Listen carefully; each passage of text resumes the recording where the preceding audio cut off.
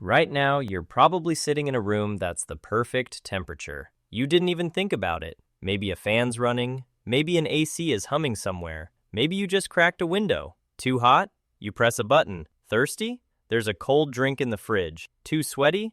There's a shower 10 feet away. Now take all of that away. No AC, no fan, no fridge, no shower, no button. Just your bare skin, the sun directly above you, and a heat so brutal it can shut a human brain down in a single afternoon. That used to be normal. For over 300,000 years, every single one of your ancestors lived through summers that would put a modern human in the hospital, and they did it with no technology at all. You're the proof. Every one of them survived long enough to pass life down to you. So how did a soft, hairless animal survive the deadliest heat this planet could throw at it? The answer is stranger than you think. And here's the part nobody talks about. Heat didn't just threaten ancient humans. Heat is the entire reason humans exist at all. Let me show you. Let's be honest about what they were facing. Because hot day makes it sound like a beach trip. It wasn't. Our ancestors evolved on the open grasslands of Africa, out in the sun, where midday ground temperatures could climb past 150 degrees Fahrenheit. And here's the problem. Heat kills faster than cold. A healthy human can lose body control once their core hits around 104 degrees. Push past that,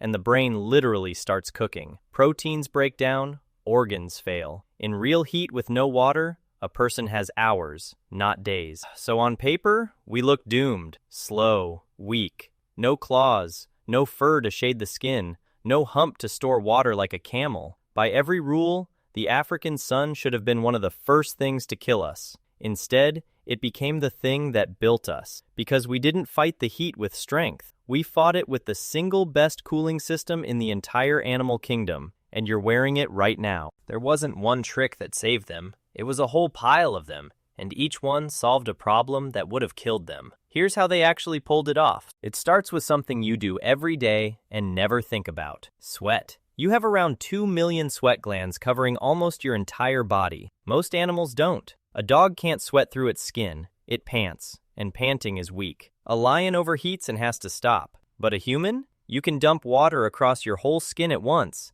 and as it evaporates, it pulls heat straight off your body. It's the same trick as an AC, except it runs on you. Here's the wild part. Humans are arguably the best sweat-cooling animal that has ever lived. We can keep our core temperature steady while running, in full sun, in heat that would drop almost anything else. No fur, 2 million tiny radiators, and a body designed to stay cool while moving. That combination is rare, and it's about to become the deadliest hunting weapon on Earth. But sweat only works if it can evaporate, and fur traps it. So somewhere around 1 to 2 million years ago, our ancestors did something almost no other large mammal did. They lost their fur. Think about how strange that is. Every animal around them was covered in hair for protection, and we got rid of ours. The best guess scientists have is that on those hot open plains, bare skin plus sweat beat fur plus shade. A naked, sweating body could stay out in the sun longer than any furry predator could. We didn't grow tougher, we grew barer.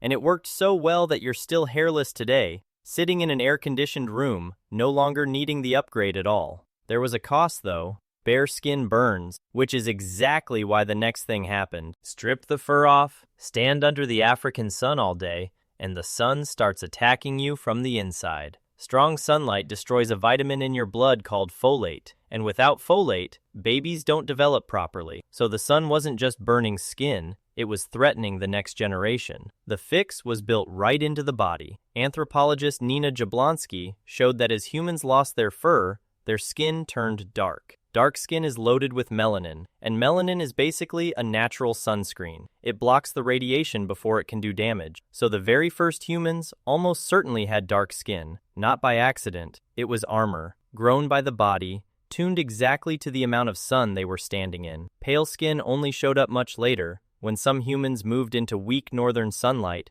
and needed the opposite trade. Your skin tone is, quite literally, a map of how much sun your ancestors had to survive. Now here's where it gets crazy, because ancient humans didn't just survive the heat, they turned it into a weapon. There's a way of hunting called persistence hunting, and it's still done today by the San people of the Kalahari Desert. It works like this. A hunter picks a big animal, an antelope, a kudu, and just starts following it. Not sprinting, jogging. The animal bolts, gets far ahead, and stops to rest in the shade. The human keeps coming. It bolts again, rests again. The human keeps coming. And here's the trap. That animal is covered in fur, and it can't sweat the way you can. The only way it can cool down is to stop and pant in the shade. But the human never stops. Hour after hour, in the worst heat of the day, the hunter keeps the pressure on until the animal physically can't cool itself anymore and collapses from heat stroke. The human walks up and takes it. No weapon needed, just sweat and patience.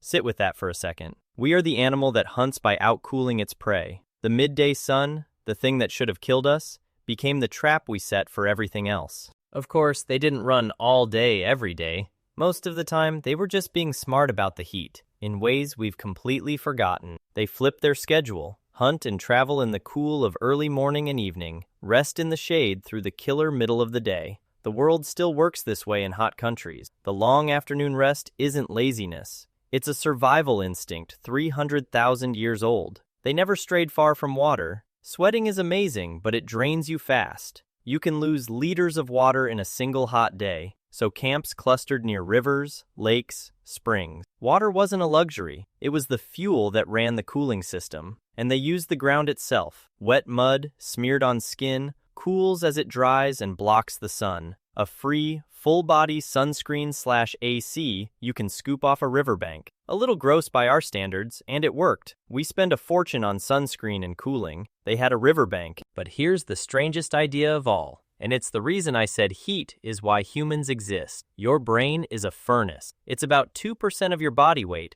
but burns around 20% of your energy. And all that energy throws off heat. A bigger brain makes more heat. And in a hot climate, an overheating brain is a dead brain. So for a long time, there was a hard ceiling. You literally could not grow a bigger brain than you could keep cool. Then something changed. One scientist, Dean Falk, proposed what's called the radiator theory. The idea is that as humans started walking upright and lost their fur, they developed better ways to vent heat away from the head. More blood vessels carrying warm blood out, sweat cooling the scalp. In other words, we built a better cooling system for the brain, and once you can cool a bigger brain, you're allowed to grow one. Now, is this settled? No. Plenty of scientists argue the brain grew for other reasons, and the radiator theory is just one piece of a bigger puzzle. But the core fact underneath it isn't really in doubt. You cannot run a large, hungry, hot human brain in the African sun without first solving the heat problem. Sweat, bare skin, dark skin, behavior,